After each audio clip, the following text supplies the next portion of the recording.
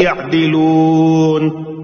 اور ہماری مخلوق میں ایک جماعت ایسی بھی ہے جو لوگوں کو حق کا راستہ دکھاتی ہے اور اسی حق کے مطابق انصاف سے کام لیتی ہے.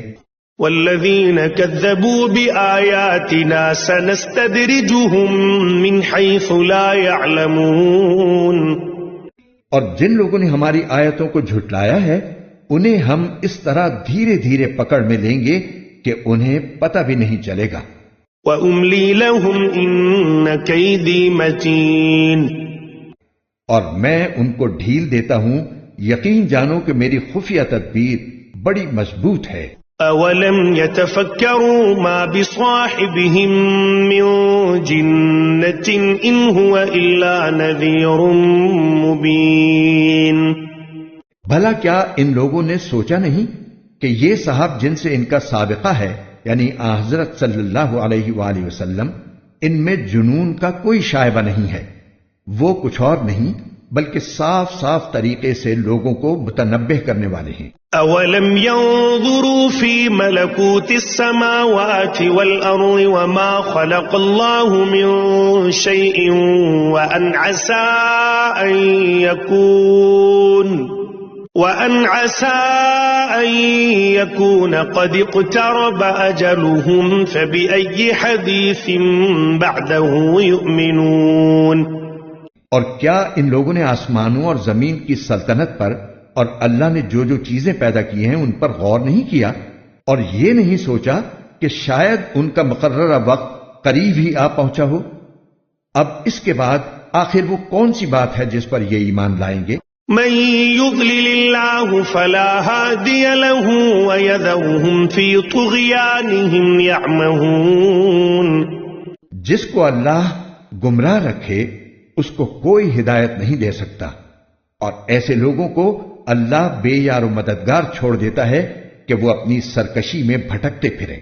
يسألونك عن الساعة أيان مرساها قل إنما علمها عند ربي لا يجليها لوقتها إلا هو ثقلت في السماوات والأرض لا تأتيكم إلا بغتة يسألونك كأنك حفي عنها قل إنما علمها عند الله ولكن أكثر الناس لا يعلمون. اے رسول، لوگ تم سے قیامت کے بارے میں پوچھتے ہیں کہ وہ کب برپا ہوگی. کہہ دو کہ اس کا علم تو صرف میرے رب کے پاس ہے، وہی اسے اپنے وقت پر کھول کر دکھائے گا، کوئی اور نہیں. وہ آسمانوں اور زمین میں بڑی بھاری چیز ہے، جب آئے گی تو تمہارے پاس اچانک آ جائے گی. یہ لوگ تم سے اس طرح پوچھتے ہیں جیسے تم نے اس کی پوری تحقیق کر رکھی ہے.